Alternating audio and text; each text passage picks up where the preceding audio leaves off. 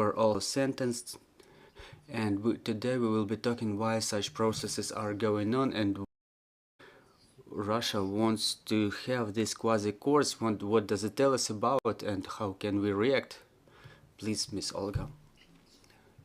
Thank you very much. Good afternoon, everybody. I understand the concern and pain that Ukrainian society feels when we all see those sentences for Ukrainians. It's natural for us. Every such person is valuable to us, and us as the society, we are concerned with the destiny of each of them. But I would like to say, probably not, let's not get so concerned about those courts, about those sentences, because they are purposed to exercise pressure on us. It's one of the instruments of pressure of Ukrainian society. We probably don't know, but maybe there are some negotiations underway about exchange, or that's yet another attempt by them to grow the price of our prisoners of war, to have better negotiation position during the prisoners exchange. But it's not a new story. We observe such sentences since 2014, since the beginning of the aggression against Ukraine. Our media initiative, as a part of the initiative 5 of Ukraine 5 a.m. So we started studying these cases about those quasi-courts. They were a part of our research, and one of the co-authors, Andrei Yakovlev, is the co-author of this study. He will tell you more about the legal part of the matter. So we were observing those practices since the very beginning of the war, and we were understanding clearly that with the hands of those quasi-creations, Russians were doing something they don't want to do back in Moscow. We know the cases when the servicemen were sentenced to death, the Ukrainian servicemen. We don't know about any executions, however, we remember about the sentences. But again, we remember that after the 24th of February, they were trying to do the same in Mariupol. There is moratorium on death sentence in Russian Federation itself, and condemnation of conviction of the prisoners of war is prohibited by the Geneva Conventions, but they are trying to do this with the hands of the so-called DPR and LNR. All those sentences, by their cruelty, they look terrible. For example, serviceman Voskoboynik was sentenced to 30 years in prison back in 2018, and Bohdan, currently present with us, he spent 5 years in Russian imprisonment, and he was released in 2019. However, he was sentenced to 13 years. So I won't try to calm down the Ukrainian society, because those sentences are legally nil and void, and they mean nothing for the further destiny of the servicemen. It's just that they will be left alone. They will be stopped to be pulled to the interrogations, to the court proceedings. Bohdan may tell us a few more words about that, but about their liberation, their release, it doesn't influence those processes in no way, because Ukraine, just as well as all the civilized community, doesn't consider those court proceedings and the sentences as something real and serious. So this is the introduction. I would like to pass the microphone to my colleagues. Well, Andrei, let's tell about any legal grounds for those court convictions, for the awards, and how should Ukraine react to that, and how it is perceived by the international community from legal point of view. Good afternoon. I think that the reason for those sentences is a part of the strategy, which can be divided in two parts. Is the internal consumer and external consumer. Every part which is a part of every party which is a part to an armed conflict, well, they convict us in the, or they accuse us in war crimes, the violation of the laws of war, and this is how they want to demonstrate that they found some facts of war crimes. But can we trust at least a little bit to those court awards, and how should our country react to those challenges? I think that we should communicate it correctly, first of all to the external consumer, that those convictions have nothing to do with the war crimes, and even if we don't analyze it, for example, there is information in the mass media that Butkevich was in other place at that moment, but by just external indicators we may say that those convictions are illegal, and the fact of it is the war crime itself, or maybe even crime against humanity. Why? Because we can take into account whether those judges which were convicting this or that person, were they independently elected? No, they were appointed by the occupational administration. We know what was the procedure. Were there convicts? Did they have any chance for defense? No, there was no, because there was no external spectator who would be able to observe those procedures. For example, Geneva Convention contemplates such a procedure. There may be Red Cross involved in this process as an independent organization which could confirm what was going on during that court proceeding. But again, everybody who was convicted in DPR, they all recognized their fault. So in fact they accused themselves, and we cannot confirm whether they were doing it on a voluntary basis, and we have grounds to assume that they were tortured, they were forced to produce those recognitions. And we've heard that there is the administrative practice applied in the territory of DPR. In fact, you have been convicted, there is a court proceedings, quasi-court proceedings, which is deprived of any indicators of justice, and the court is the continuation of the executive power, executive authority. So here we see the violation of the right to the just court, which is a war crime, and the wide broad scale application of such procedures is the crime against humanity. And it's enough for us to state that this court, like Olga mentioned, they don't do it in Moscow, because there would be more grounds to say that the judges were appointed in a different way, but they don't bring our people to Moscow. They convict them in the occupied territories.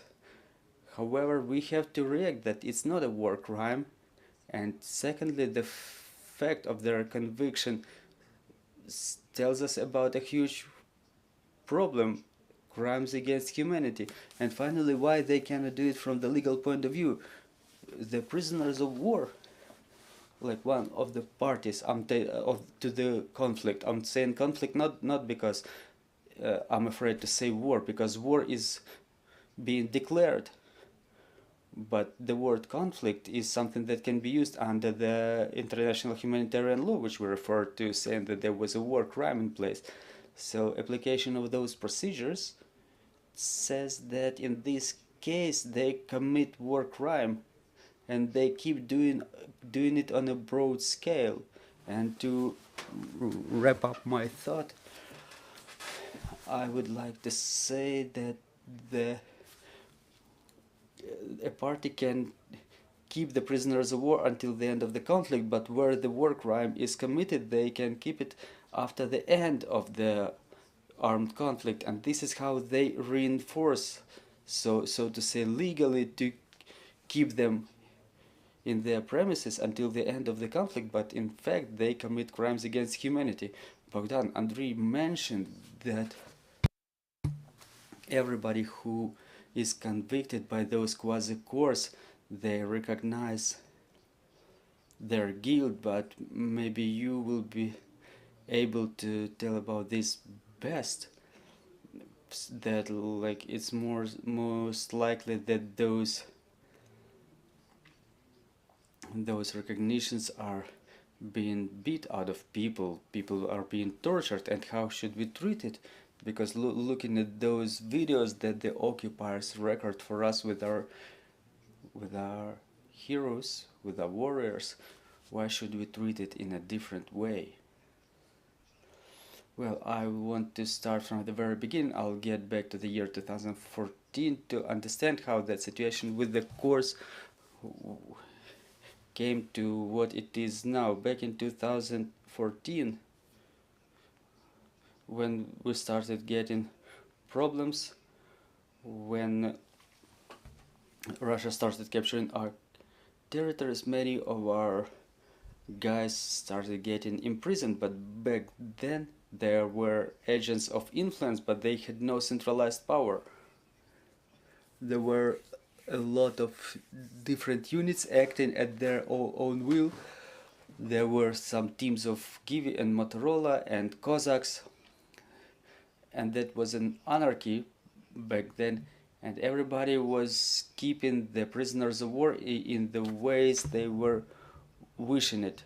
The field commanders were exchanging them right in the fields, well, negotiating with our commanders.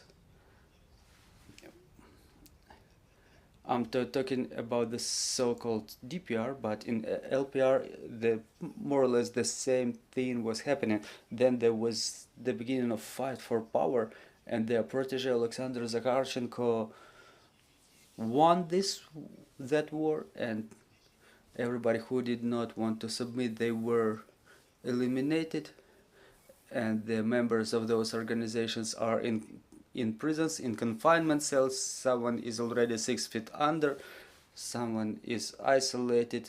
So anyway, Zakharchenko won, and they created so-called People's Police, and this is the manner of Russia. They know that those lands they occupy in Georgia and other regions, those fake republics, they cover it with the so-called state administrations. They create state administrations which are necessary to function as the separate country, separate state. So this is what happened there. When Zakharchenko took the power, they started thinking about what to do with the prisoners, because the issue moved from local level to the central level. There were lists of the prisoners of war on the tables of the leaders of the most advanced countries of the world, most developed countries of the world. And back in 2015-2016 they started bringing the prisoners of war in a centralized manner. They started implementing some rules of behavior, rules of handling the prisoners of war, and the format of prisoners of war they had to add it to the context of criminal legislation, criminal code, and they incriminated the articles of terrorism, assistance to terrorism, and they started the interrogations. There were different bodies taking, different authorities taking part of all those actions, but in the end of 2017 it all moved under the office of General Prosecutor, and they started interrogation of all the prisoners and hostages. They were all moved to the confinement cells, and within 1 year each and every one underwent some interrogations, and there were court proceedings, and they were transferred to the colonies. Well, so how do they achieve to have all those evidences produced by our warriors, and how do they make them accept those convictions? What is the procedure of those court proceedings, and how do those videos emerge? Well, I would like to just end the issue with isolation. They just beat the acknowledgement out of you. You either get killed, or you're not even get killed, you get tortured to death. They do it perfectly well. So, and you sign whatever they give you to sign. There is no real choice. But for those in the confinement cells, and those who end up in the office of Prosecutor General, well, you can try to protect yourself there, but in the end it will result in nothing. For example, I was sentenced to 18 years. I did not acknowledge my guilt, but it did not change anything. In fact, I was coming to interrogations, and the investigators were asking me some stupid questions. They made a report which was like a lot of pages thick. So he was acting, in fact, as a writer. He was writing whatever he wanted. So there is, and then I was convicted for 18 years. In fact, it's a circus life going on. This is how it happens there. There is no real legal process. I think that they just need the vision of the activity of the government administrations, the vision of the fact that all those government authorities operate. Well, let me add a little bit about the tortures, why it is considered that you cannot rely on any acknowledgement of the guilt which was beat out of you. It's not because it's anti-humane, but there is a position that says that during certain intensive influence on the people, all the people will be forced to say what they need, and it only depends on intensity of this influence. So any acknowledgement which is acknowledgement of guilt which was produced under such pressure, such acknowledgement is not accepted throughout the world. So this is how we should treat it. Olga, the question will be to you. The question is simple, but it would entail a complicated answer. What should the human rights organizations do to influence the situation and to liberate Maxim and other convicts? Well, if we remember about Maxim, we already mentioned it in the statement of Coalition 5 AM. Maxim is our friend and our colleague, and everybody who knows Maxim, they understand how absurd all those accusations are, because he was the one who confessed the principles of humanitarian law, and I'm sure that Maxim only stands for the good of the civil population, and no one was taking care of it more than Maxim during this conflict. So the fact that he was convicted for those facts is another confirmation of absurdity of those processes. And it's interesting that they mixed up those three cases, two cases from Mariupol, another from Severodonetsk. I don't know why Maxim is with Azov servicemen, because they tried to smear the Azov servicemen for a long time, and there is a global campaign for liberation of Maxim now because he was a civil rights activist, and it was important to smear his name too, that they wanted to smear him in the same way that they smeared the names of Azov servicemen. It just explains their logic, how they work, how they mix the righteous with the sinful, and they impose all those fakes and create that fog.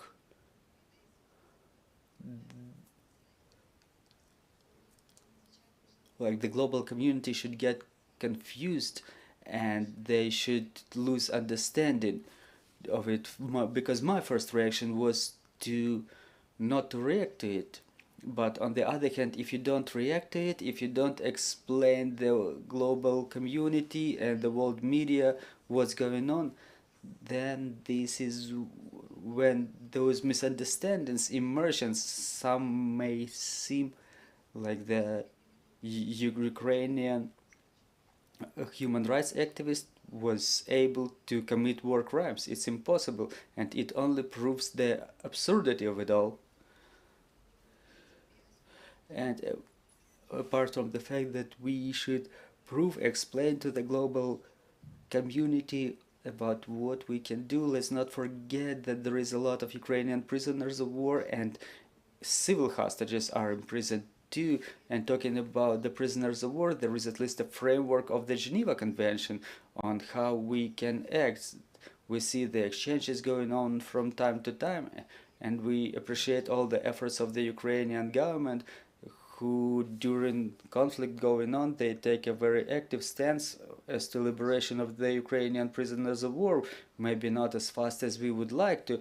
It's still a lot of them, and we would like to have more and more of them liberated. However, still something is going on, and we have to keep pressing on the international community to take more efforts to the liberation of Ukrainian prisoners of war, and we should demand from the International Committee of Red Cross to intensify their position, at least as to the access to the Ukrainian prisoners of war, because currently nobody has access to them. That's yet another violation of international humanitarian law. Russia does not allow any access to the Ukrainian prisoners of war. We don't know how they are being kept, in what conditions. Sometimes the letters are being passed through the Red Cross within half a year. We had actually cases when the letters, which were written back in May, were received by the relatives in September, October, and there was only one phrase like "I'm alive, I'm healthy," and that's it. So Russia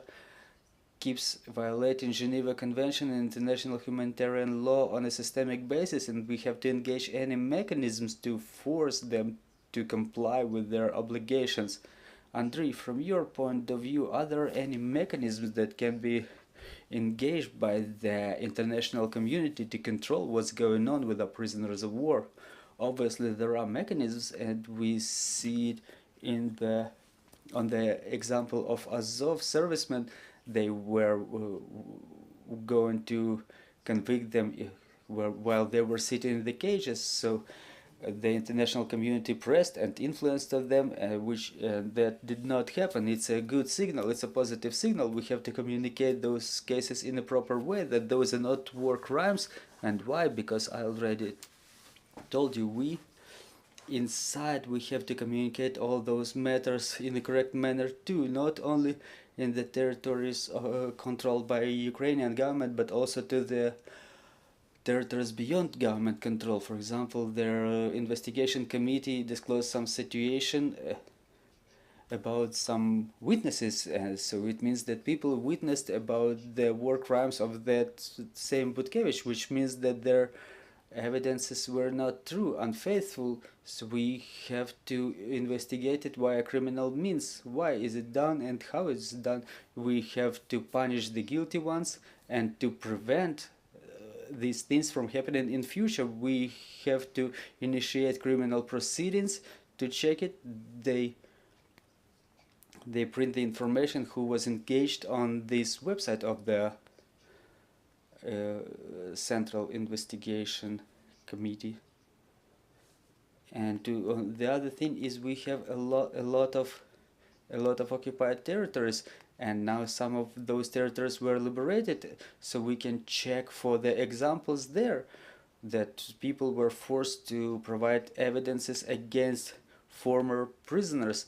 And the more territories we liberate, the more we can develop these procedures. So first we have to communicate those cases properly, and we have to investigate those circumstances of those criminal procedures to punish the guilty ones for the future or now, and then give a signal to those who get engaged in the occupied territories to such quasi proceedings that they know about their responsibility. Thank you. I want to thank you, and dear colleagues, if we have any questions on the floor, we can proceed. Good afternoon, Ukrinform. Since we mentioned Red Cross here, we would like to ask the following. may the Red Cross to a certain extent influence the condition of the prisoners of war, specifically those who were convicted, and do they have any mechanisms of influence?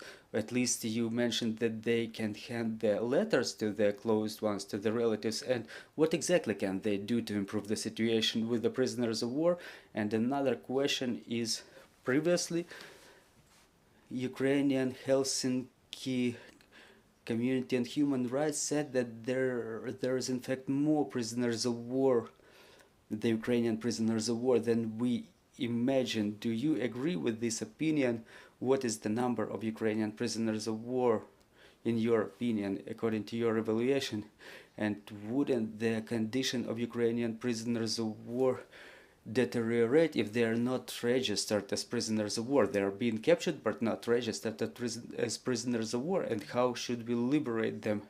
So I will probably start with the last question.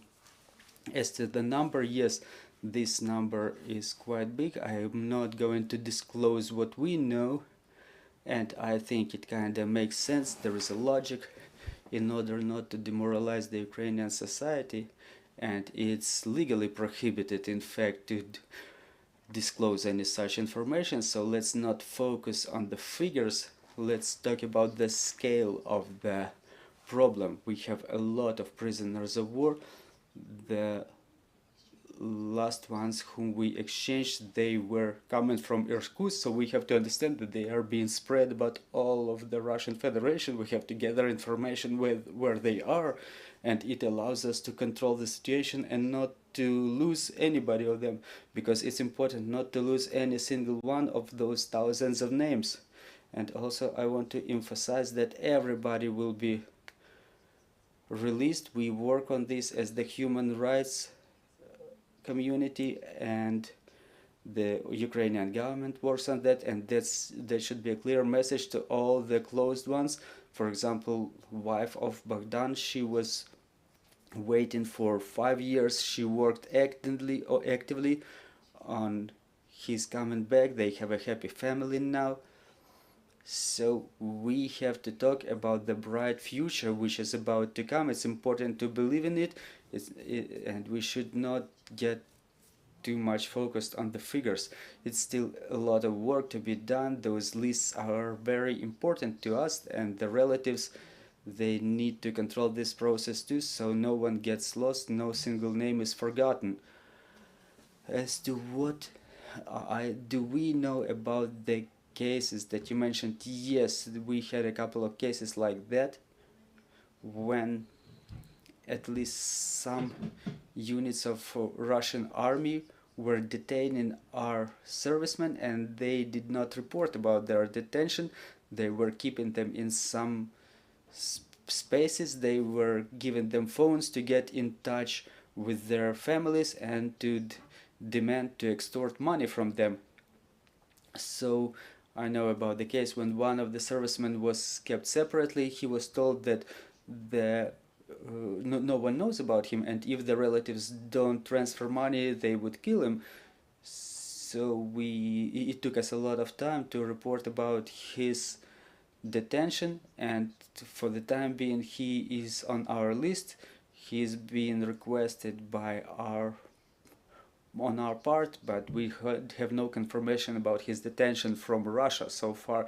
It's important to receive those confirmations from Red Cross, and this is where we proceed to your next question. The minimum that the International Committee of Red Cross can do is to demand Russian Federation to confirm the detention of our servicemen.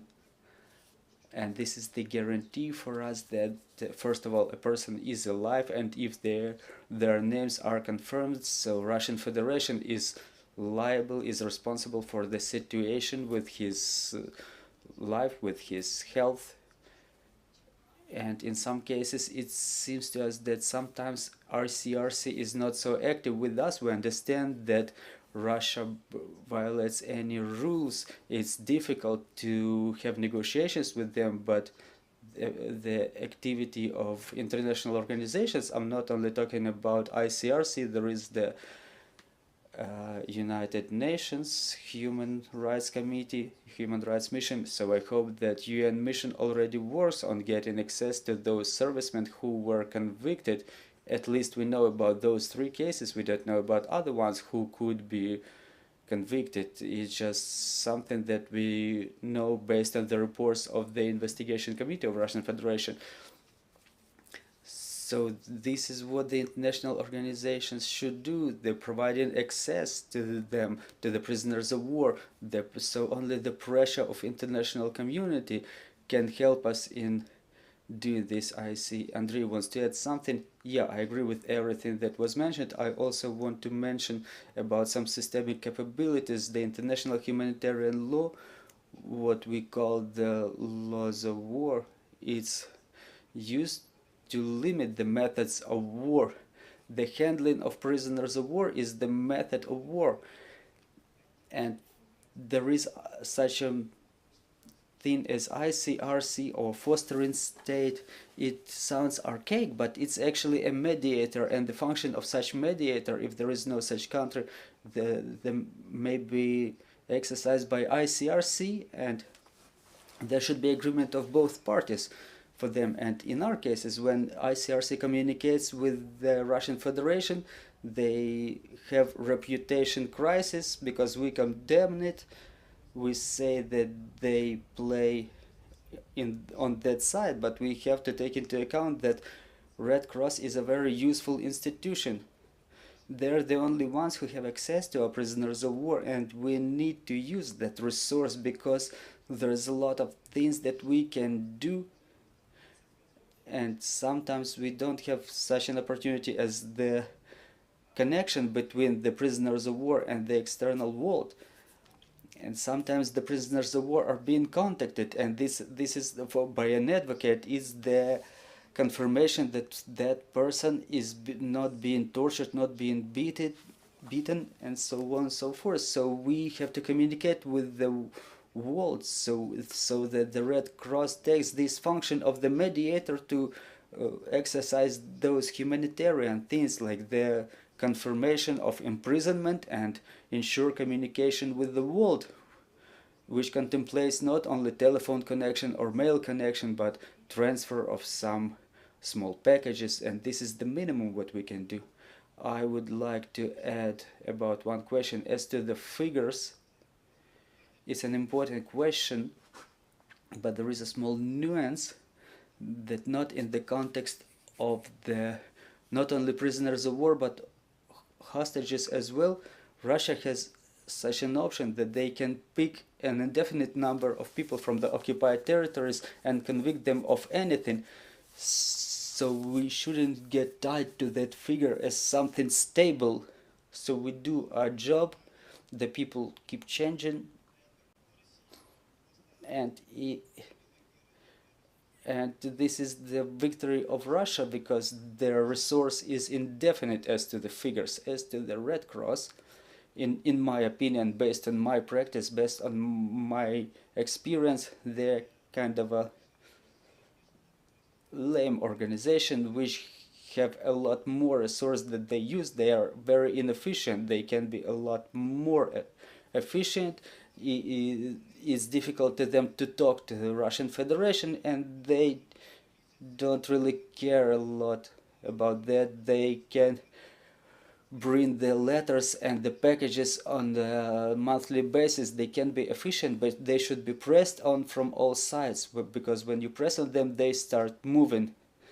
Thank you, Olga. So let's finalize our meeting. So what's the top priority for you to get Maxim and other prisoners of war currently released? What are the steps you're about to take? Well, first of all, we work with the families of the prisoners of war, and we call them to get united, and a number of civil organizations is already created that get united around the units or where those servicemen originate from, or maybe some episode where many servicemen were captured. So it's very difficult for one family to find the ways to find information, so we accompany them We have regular meetings with the coordination headquarters for release of the prisoners of war, with the Office of the Commissioner for Human Rights. We meet with different international institutions. We try to bring up this issue to the most extent possible. We show different episodes of capturing of our servicemen so that we compose them in one single episode, so we understand all the movements. We try to track all their movements, where they are located, because Russians now move them around different facilities, and so this is what we do. Well, it's clear that it may not be enough, and you never know what works in this or that case, but we try to engage different channels, different contacts. Just like Bohdan mentioned about the civil hostages, that's yet another issue, because there is no mechanism for their release, and as of the last week our organization identified the location of 1075 citizens of Ukraine, and not only citizens of Ukraine who were captured in the occupied territories, they were detained.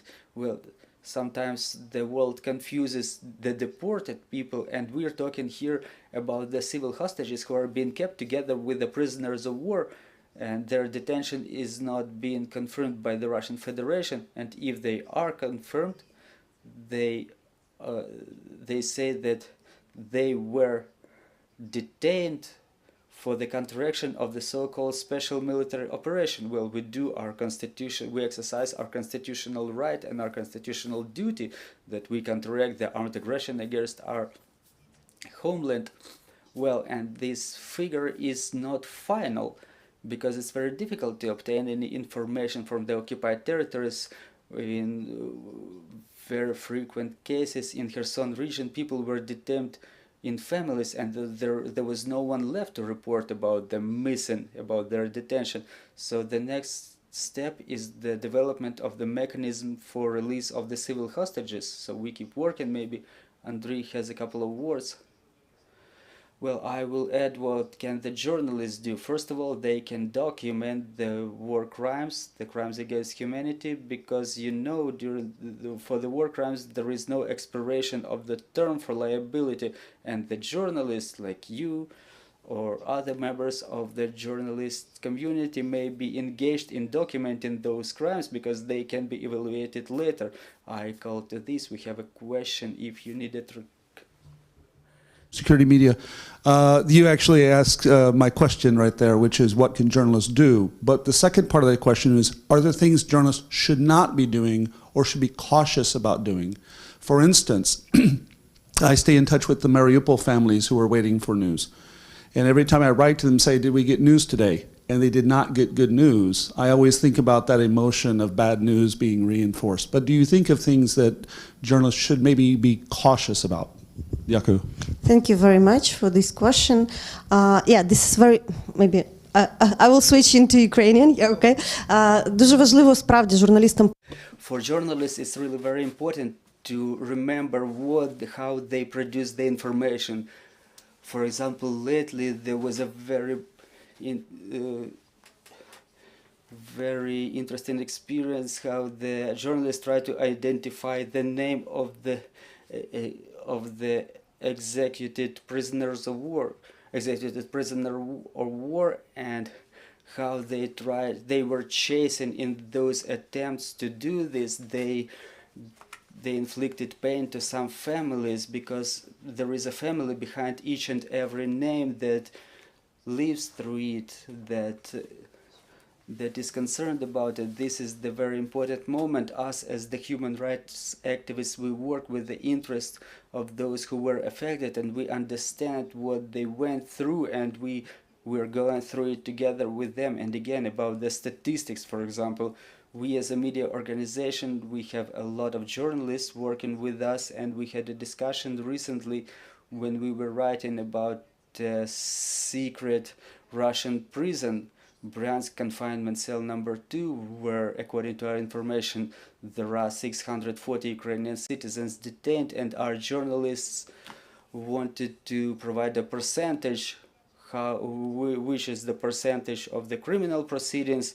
I mean for Ukrainians, in relation of Ukrainians, and we came to the conclusion that statistics is not important there. The fact is important, because if even one person is detained, it's already a war crime, but if it's made on a broader scale, that's a crime against humanity. But in any case, every life matters, every family matters for us, and I want the journalist community to take this into account too. Well, they do it, but in some cases, right, we have to remember about the interests of the families, and what the journalists should do is OSINT investigations, use their sources of information.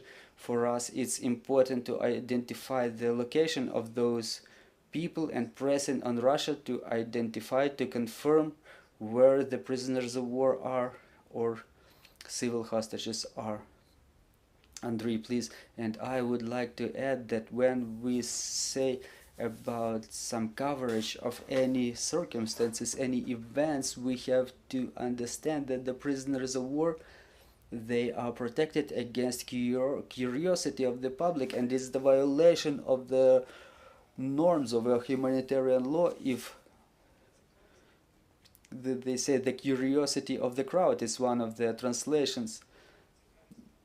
The curiosity of the public state wording may be used, and is different. It's difference between war crime and curiosity. If we focus on the description of the war crime, we will maintain this balance between, because investigation of the war crimes is the responsibility of the government, and what war crime is the international crime, and international crime and is the crime against the world order.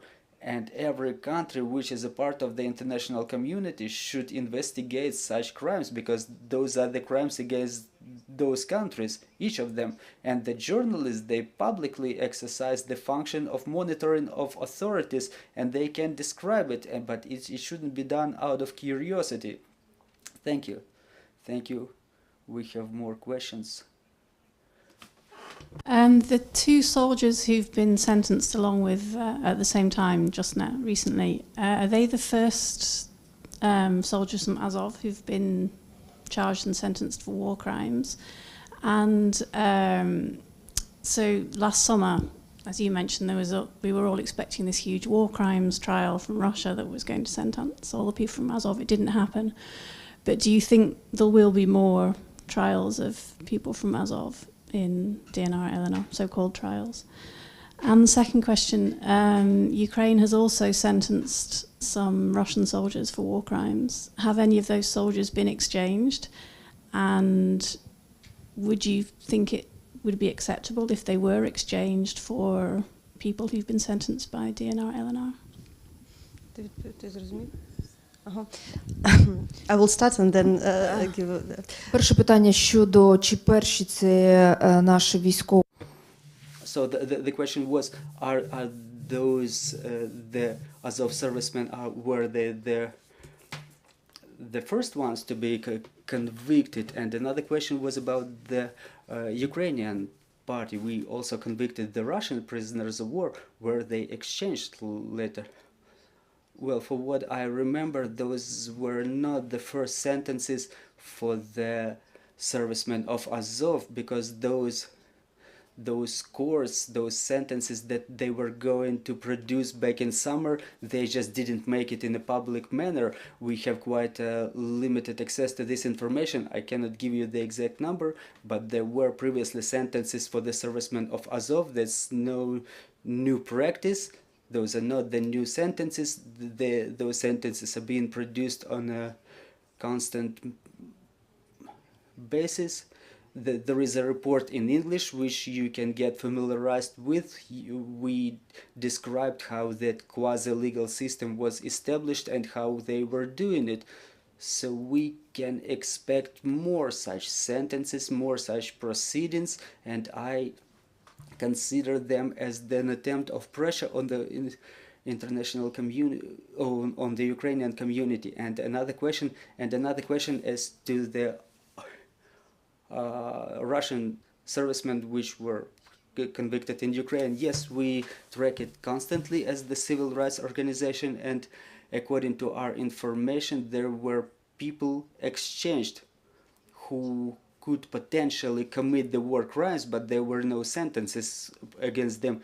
If you remember the first proceedings concerning Shashamarin, who was evidencing, who was witnessing against his commander, that his commander gave him an order to execute a civil person, but that commander was exchanged before, so he was not brought to liability in Ukraine within any court proceedings. And unfortunately, there is no common responsibility phenomena in Ukrainian legislation, so our courts can only bring to liability those servicemen, specific servicemen, without the context of who was given the order to whom. And there was another case of exchange of a pilot. I will not call his name now, but he was exchanged. There was a court proceedings initiated in his regard for bombardment of Chernihiv and Kharkiv. Unfortunately, he was exchanged and he was not convicted in Ukraine. So we understand that Russian Federation has a lot more interest about such characters, and they're being requested for exchange more frequently, because obviously they're not interested to having those people brought to liability in Ukraine, and because they can be brought to liability not only in Ukraine but in the International Criminal Court too, and this is why Russians are very interested in having them exchanged. I will continue just a little bit. For what I know, I was communicating with the prisoners of war, with a prisoner of war recently. He was returned from Mariupol, from 36th Brigade. They are not Azov, but they are still defenders of Mariupol, and I know that Russians try to gather any information about the cases where the military could have been in contact with the civil population. Maybe they do it to get some proofs about improper handling of the civilians.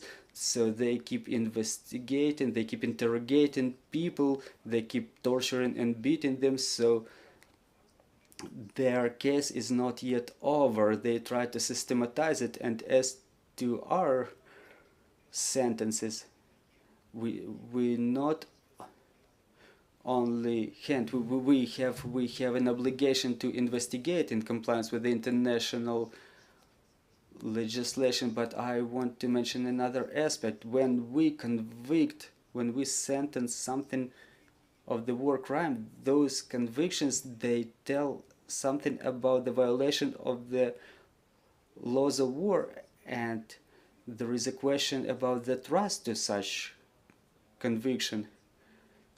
So I want to support the proposal of my colleagues who say that we should create the intermediate course, the hybrid course with the foreign judges involved, because so that no one can say that is the court of the winner. We should develop more trust to our sentences.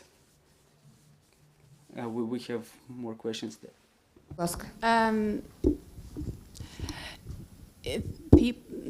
People who have been sentenced in a Ukrainian court for war crimes, would you think it okay if they were exchanged? I'm talking what do we think about it?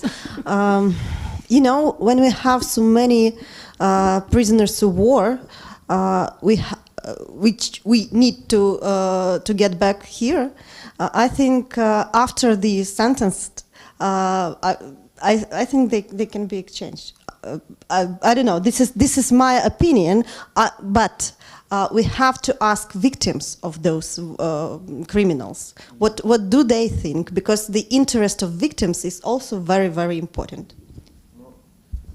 Розумієте, наші військовополонені сидять. Well, you understand, our prisoners of war, they don't sit in the prisons of the European Union, and everybody knows how they are being treated. There were a lot of European court awards that even even them being convoyed along the territory of Russian Federation, that can be equalized with the war crime. Well, there is a last question. Yes, a few weeks ago, or a little over a week ago, Evgeny Prigozhin put up a video that had 3 people that were in the video that were supposed to be from Bakhmut.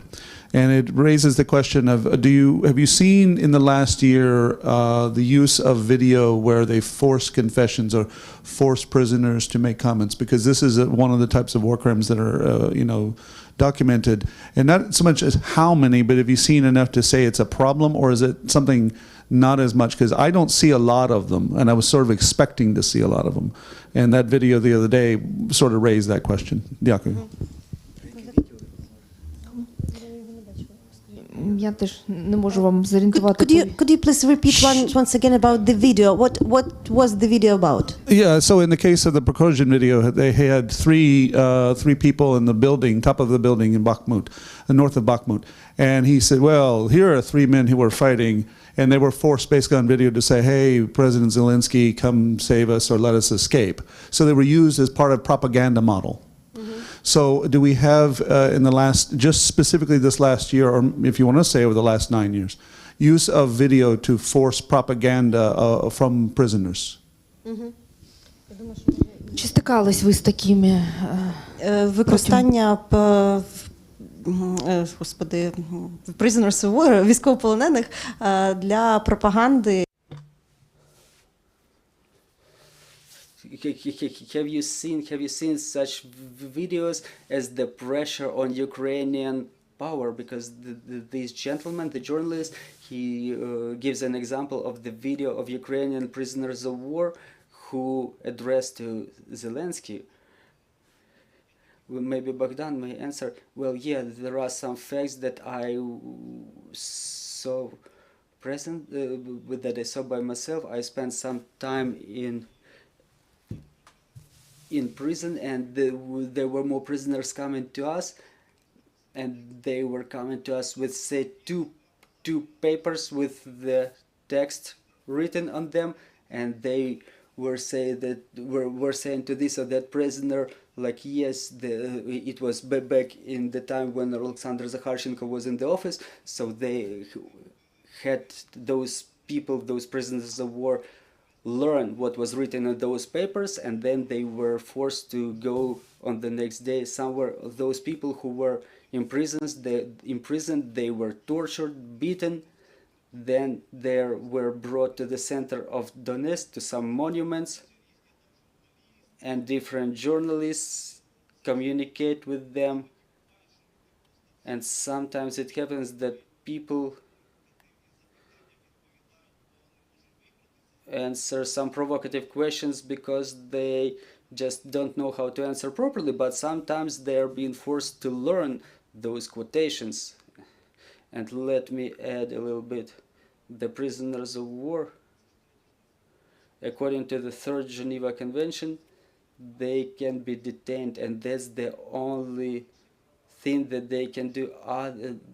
Other rights are being kept by the prisoners of war, and they are protected against the curiosity of the crowd that I mentioned already. And when they are already being subjected to the curiosity of the public within the framework of the propaganda, it says about the serious violation of the rights of such persons, and we have to pay attention first of all to this, and media should say, like, listen, you use a person, it's the inhumane handling, it's inhumane behavior, and propaganda is yet another thing that follows it. But first of all, it's about the human rights. You cannot act like that to a person, and in fact this is the war crime committed. We see the European Court award, it says the administrative practice, and we cannot trust the courts. What Prigozhin does, those are all manipulations, and we have to say that this is a crime. We have not to spread this information, because one of the tasks is to spread this information. For example, you spread this story you shared this story with us and it keeps spreading, but we have to emphasize that it violates the rights of the human rights. And well, I have another small remark. We have the witnesses from the liberated reconnaissance serviceman. He was kept in Sevastopol. He was captured with a heavy wound, and within 1 week he was not provided any medical aid. He was cruelly tortured, and since he was an officer that was a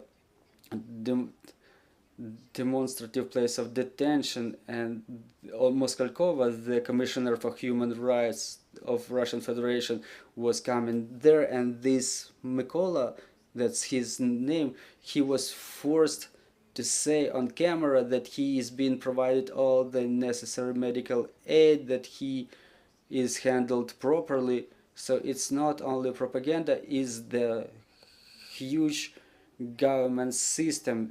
There is a fake imprisonment, fake Commissioner for Human Rights, which gives somebody the image that it can be accepted as some civilized handling.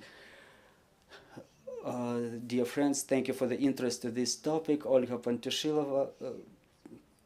Reshetylova, Bohdan Pantyushenko, and Andriy Yakovlev were joining us, and I think we will keep this under control to have all of our defenders come back home. NGOs, civil rights activists, the government, all of us Ukrainians, we will fight for each and every Ukrainian who is currently imprisoned in the temporarily occupied territories or in Russian Federation. Thank you, bear with us, and glory to Ukraine.